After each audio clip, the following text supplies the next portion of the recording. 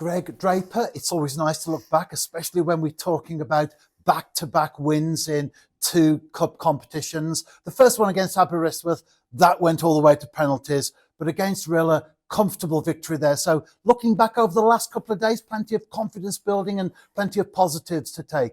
Yeah, no, obviously just delighted to get through both cups, like you say, reaching the semi-finals of the Welsh Cup, reaching the quarterfinals of the League Cup after last night's win. So yeah, just a brilliant 48 hours really. Obviously it was going to be a tough ask backing up Sunday's game. Like I say, 48 hours later with the game last night being on Tuesday evening. So yeah, it was the minimum. All we want really was to get through. Sunday obviously we would have liked to have got through in 90 minutes rather than sort of the nerves and anxiety of a penalty shootout, I suppose. But we were very composed at that penalty shootout, which was nice. I think you look at some of the players that have been missing over those two games as well. Obviously, none bigger than Caitlin Chapman not playing on Sunday or last night. So yeah, I think all in all, when you take everything into account, we're just delighted to get through both games.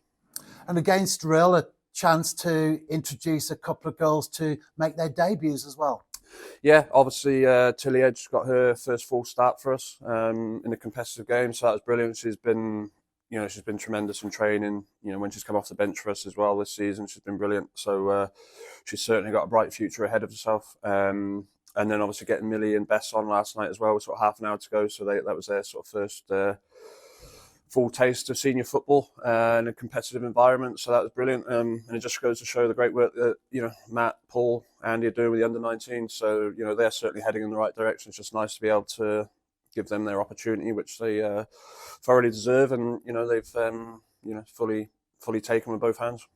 And obviously we focus on the first team in the press conferences as we look ahead to the next game. But how positive are the things that are going on in the under-19s in terms of the girls coming through and possibly more debuts to come during the course of the season? Yeah, it's certainly not just those players. It's there's a handful of players there that are doing really well and sort of on the fringe who have been involved with the first team. A couple of others have trained with the first team a handful of times.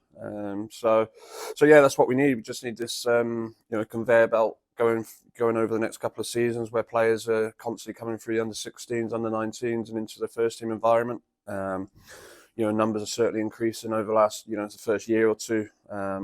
There's maybe just one or two players that were sort of good enough to make the step up. Whereas now we've got, we're in a good position where we've got a handful of players who are more than capable. So, that's what the under-19s are for. It's obviously a development league. And like I say, all the coaches are doing a great job in getting the players ready for first team football.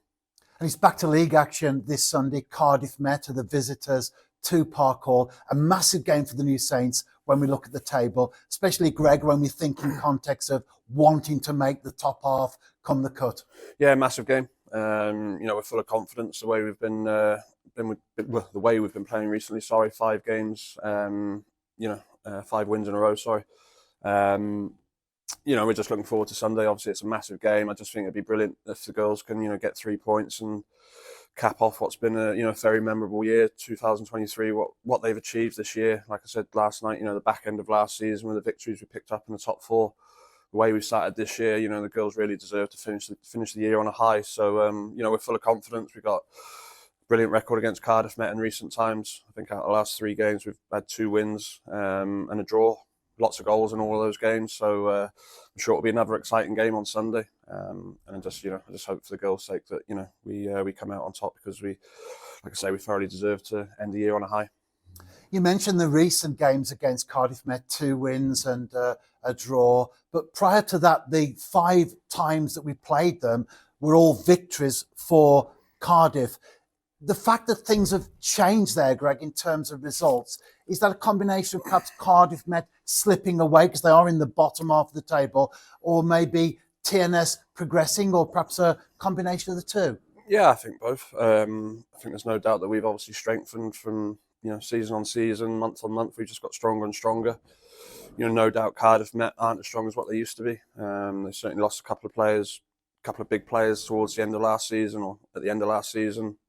They've lost more players at the start of this season. So yeah, they're certainly not as strong as what they used to be. But we just need to capitalise on that. Obviously, come January, the transfer window will be open. I'm sure they'll strengthen, as we will. So yeah, I mean, we're playing Cardiff Met at the perfect time. But like I say, we just got to take full advantage of it now. We have beaten them.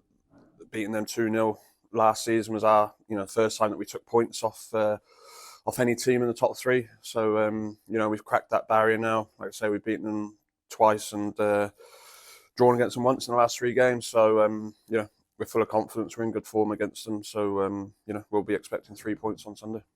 And based on the fact that we've just won 2 games in cup competitions and other players have come into the mix as well, has that made perhaps the starting 11 selection a little bit more difficult this time round?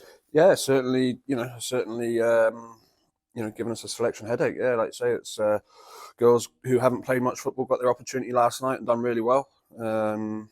We obviously rested a couple of players as well to look after them. We've got little knocks and niggles. So yeah, it's just great to be in a position now where we have got a squad to choose from rather than the 11 picking itself. So we'll just stay in touch with girls, over the next sort of few days, see how they're shaping up. But yeah, again, whatever 11 goes out on that field, we'll be expecting to get 3 points. And finally, Greg, what's the general injury situation and availability situation like? Yeah, we're at full availability, which is nice. No major issues apart from Chloe Shirley still, but she's been seeing specialists. She's been in to see Phil and James yesterday with myself actually, and she's coming on a treat. So we're hoping towards the end of January she might be back on the football pitch, fully playing. So that's way ahead of schedule. So yeah, she's doing brilliantly. She's working really hard. James is doing great stuff with her. Rehab's going really well. So she's got a great attitude, and I just hope for her sake that she's back on the football pitch sooner rather than later, because she's worked so hard, and I know that she can't wait to get back out there, and we can't wait to have her back as well.